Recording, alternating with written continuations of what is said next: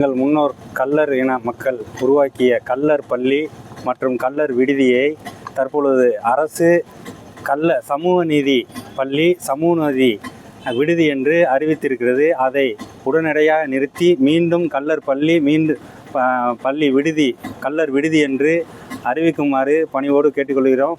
BMT மக்கள் பாதுகாப்பு இயக்கம் தமிழ்நாடு மாநில பொதுச் செயலாளர் பன்னீர்செல்வம்.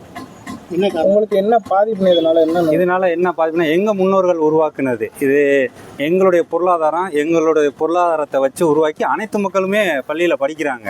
இதில் என்ன எங்களுக்கு என்னன்னா, நாங்கள் உருவாக்குனது அனைத்து சமூக மக்களுமே படிக்கிறதுக்கு அதெல்லாம் ஆதரவு கொடுக்குறோம்.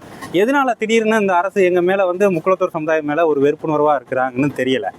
அதை வரும் தேர்தல் வருது.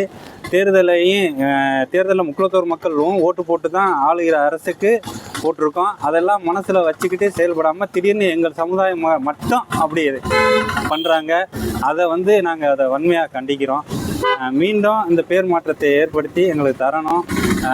இன்னைக்கு எங்களுடைய பிஎம்டி மக்கள் பாதுகாப்பு இயக்கம் இசக்கிராஜா தேவர் ஆணைக்கிணங்க இன்னைக்கு 25 மாவட்டத்தில் இன்னைக்கு ஒரே நாளில் எல்லா இடத்துலையும் மாவட்ட ஆட்சியர் அலுவலகத்தில் மனு கொடுத்துருக்கோம். இது வி பன்னீர்செல்வம், மாநில பொதுச் செயலாளர், பிஎம்டி மக்கள் பாதுகாப்பு இயக்கம், துரைப்பாண்டி தேவர், வெங்கடேஷ் தேவர், காரைக்குடி பொறுப்பாளர்கள் எல்லாருமே கலந்துருக்கோம்.